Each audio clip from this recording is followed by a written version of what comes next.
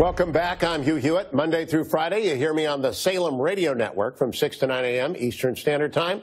But Saturday mornings, I'm right here on MSNBC. Joining me this morning are Seung Min Kim from Politico, Courtney Kirby from NBC News, Al Weaver from the Washington Examiner, and Michael Warren from the Weekly Standard. Each week, I ask these young and up-and-coming journalists who is the most important person inside the Beltway not named Trump. I start myself this week by naming Oklahoma Senator James Lankford. Working with President Trump is mentioned to fix immigration with 6 other Republican senators, but Lankford is also trying to fix the rules of the Senate so that nominees like Richard Grenell, slated to be our ambassador to Germany, and Justice Richard Strauss, who is on the right now Minnesota Supreme Court but slated to go to the 8th Circuit, get their confirmation votes without endless delays. Seung Min Kim, who are you nominating for Person of the Week not named Trump? Sort of related to that, my group of people, most important people not named Trump, are these so-called dreamers, these young immigrants who came when they were children, do not have legal status in this country, because I will say how to resolve their fate is by far the most complicated obstacle on Capitol Hill these days. And this immigration issue is definitely mixed up in the spending negotiations that the big 4 congressional leaders have been trying to work out. Government funding does run out after January 19th, but that's not that far away.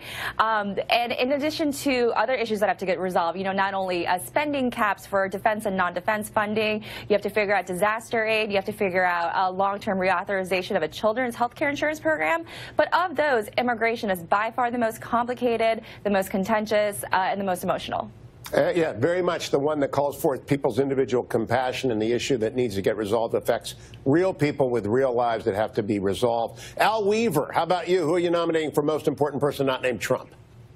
Well, I think Mitch McConnell. I think Mitch McConnell has been the most important person not named Trump, even going back the past few months, especially. Obviously, he has had a big about 45 days here with the tax reform situation, getting that bill passed before the end of 2017.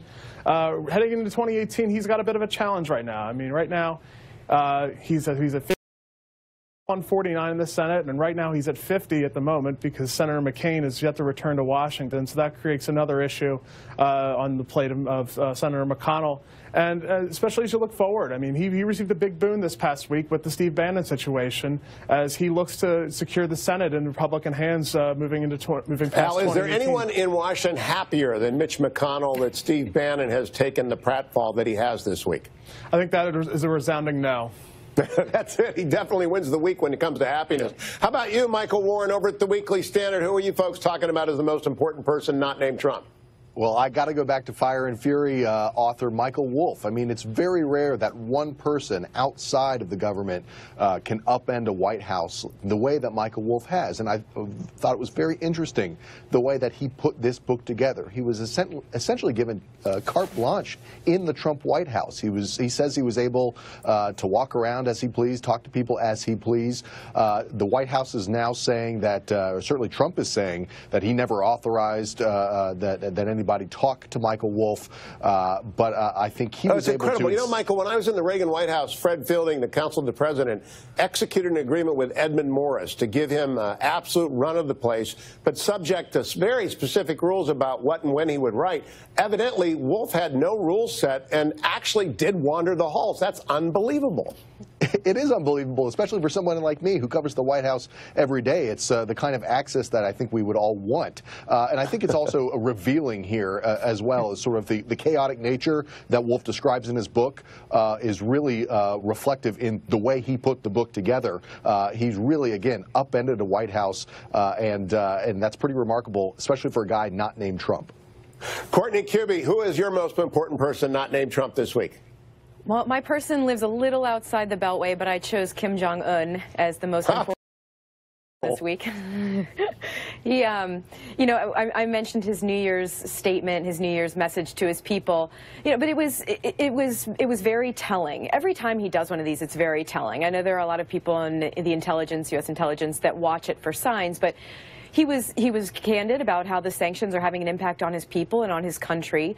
And then for him to make any kind of an overture with South Korea is just very interesting. What we don't know is, I look at this as having two potential outcomes. Number one, the whole thing is a ruse and nothing comes from it. Or there are some talks and it ends in just another stalemate and more frustration. But there is the potential here that this begins some sort of an opening. They're talking about sports. They're talking about the Olympics. Is this the potential for finally an easing of tensions that have been so high and so ratcheted up?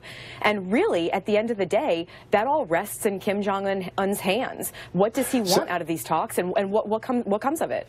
Courtney, let me stay with you for a moment on this. There was an exchange of tweets between the leader, the dear leader in North Korea, and President Trump, which had many of the sophisticates in the foreign policy establishment shocked and dismayed. However, you look back at the last 20 years or more since the 1994 agreement, nothing has really worked with Kim Jong-un or his predecessor, father and grandfather. Is it possible that Trump's unorthodox style is actually creating air and space where none existed before? It is. And we don't know if that's the case or not, but there are two things that indicate it could be. Number one, President Trump hasn't had a very good relationship with the South Korean president, Moon Jae-in. So perhaps the North Korean leader, Kim Jong-un, is seeing that as a potential way to drive a wedge between the U.S. and South Korea. The mill-to-mill relationship remains very strong between those two countries, but is there a potential for some sort of a political divide? Is he taking advantage of it? The only other thing that gives some sort of indication that maybe that's possible is the fact that, look, Kim Jong-un has come a long way in his ballistic missile and his nuclear program in 2017. He's made a lot of strides. Does he see himself as now potentially negotiating from a position of power and having such an unorthodox and unpredictable leader in the United States that now's the time to take advantage of it? He can go to the table with power, and maybe this is the time to potentially do it. But we just don't know. Quick question, Courtney. Have you heard anything about President Trump attending the Korean Olympics, the Winter Olympics? Nothing that's reportable at this point. Has anyone on the panel heard anything? How about you, Seung, Ming, Kim, about the president going to Korea for the Olympics? I have not heard anything. Michael Warren? Nothing from me. Al Weaver, that would be a scoop. Nope. Nope. All right. I'm going to start looking week. into it now. All right. Stay right here. We will be right back with what D.C.